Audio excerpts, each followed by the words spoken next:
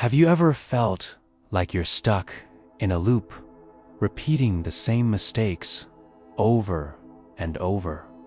Maybe it's in your relationships, your career choices, or even the way you talk to yourself. You try to change, you make promises, but somehow you end up right back where you started. It's frustrating, it's confusing, and it can feel incredibly isolating. But what if I told you that this pattern isn't your fault? What if the key to breaking free isn't about trying harder, but about looking deeper? Today, we're going on a journey inward to meet a part of you that holds the secret to these repeating cycles. We're talking about your inner child. Now, I know what you might be thinking. Inner child. That sounds a bit out there, but stick with me. This isn't about playing with toys or pretending to be a kid again. It's about understanding a very real, very powerful part of your psyche. Think of it this way. Inside every adult is the child they once were. This inner child holds all your earliest experiences, your purest joys, your deepest curiosities, and yes, your most painful wounds. When we're young, we don't have the tools to process difficult emotions like fear, abandonment, or shame. So, we bury them. We create coping mechanisms to survive. Maybe you learned to be a people pleaser to avoid conflict. Maybe you learned to be fiercely independent so you'd never have to rely on anyone who might let you down. These strategies were brilliant. They helped a small child navigate a big, confusing world. But here's the catch. That child is still inside you, running those same old programs. So, as an adult, when you face a situation that feels even slightly similar to an old wound, that inner child part of you takes over. It hijacks your adult brain and reacts from a place of old fear, not present-day reality. This is where the patterns come from. The unheard cry of your inner child becomes the blueprint for your adult life. If you felt unseen as a child, you might unconsciously seek out partners who can't see you either, repeating the familiar pain. If you were criticized constantly, you might sabotage your own success because you don't feel worthy of it. The wound creates the pattern. The pattern reinforces the wound. It's a cycle that can last a lifetime unless we choose to stop it.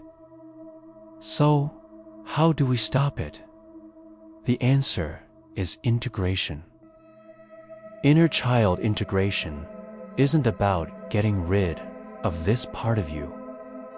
It's about turning towards it with compassion. It's about becoming the loving, stable, and safe parent to yourself that you may have needed but never had. It's a process of listening to what that child needs to say, validating their feelings and offering them the comfort and security they've been craving. Let's talk about what this looks like in practice.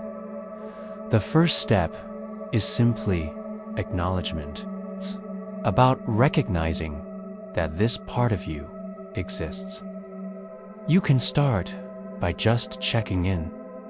When you feel a strong, overwhelming emotion like intense anger jealousy, or a sudden urge to shut down. Pause. Instead of judging the feeling, get curious. Ask yourself, how old do I feel right now? Often, you'll find that the emotion feels very young. It's not the 35-year-old you who's reacting. It's the 5-year-old you. This simple act of pausing and asking creates a space between the trigger and your reaction. In that space, you have a choice. You can let the old pattern run the show, or you can do something different. The second step is listening.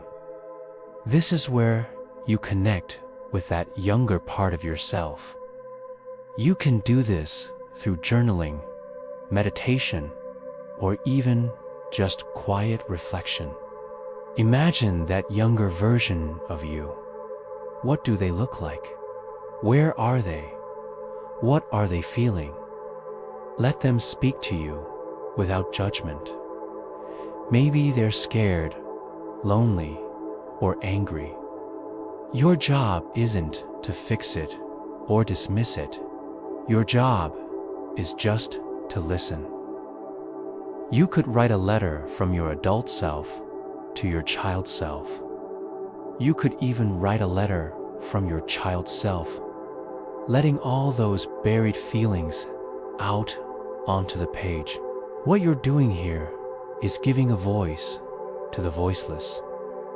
For so long, these feelings have been stuck, frozen in time. By allowing them to be expressed, you begin to thaw them. You're showing that child part of you that their feelings matter, that they matter. This is profoundly healing. The third, and perhaps most crucial step, is reparenting. This is where you, the competent adult you are today, step in to give your inner child what they needed back then. This is not about blaming your parents. They were likely doing the best they could with the tools they had, probably dealing with their own unhealed inner children.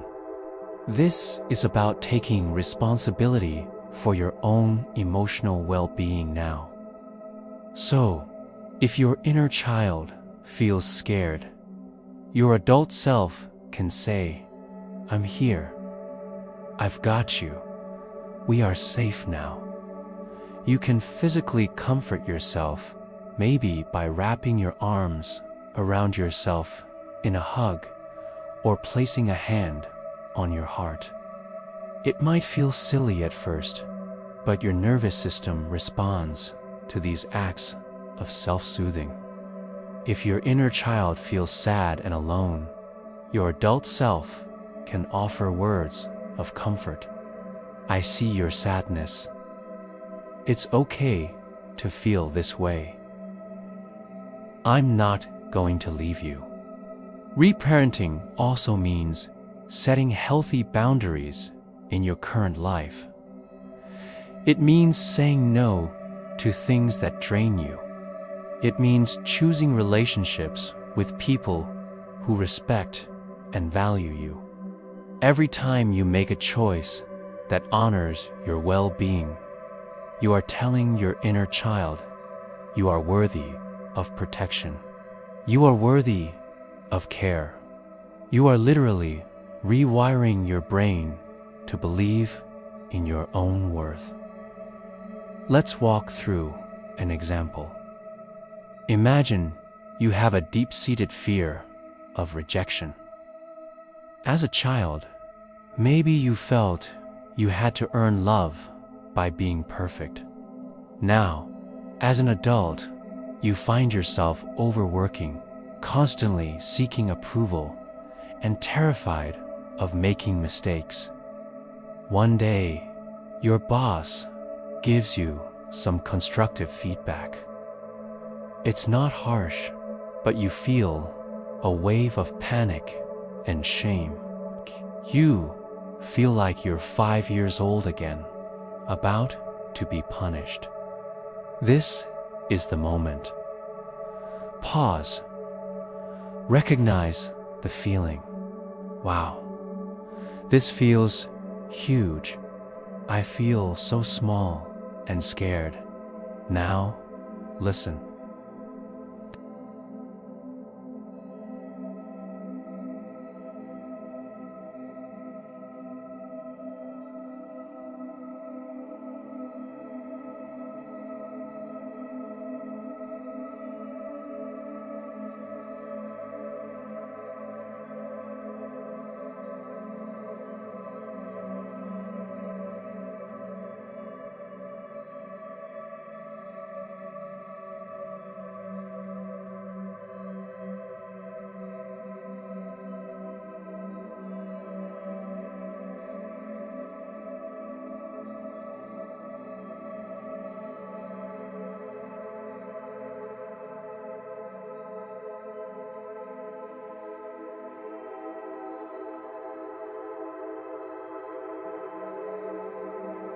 You've just stopped the pattern.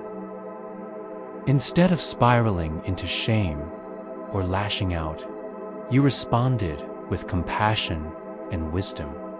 You integrated the wound. This journey is not a one-time fix. It's a continuous practice, a new way of relating to yourself. There will be days when the old patterns feel strong. There will be times when the wounds feel raw.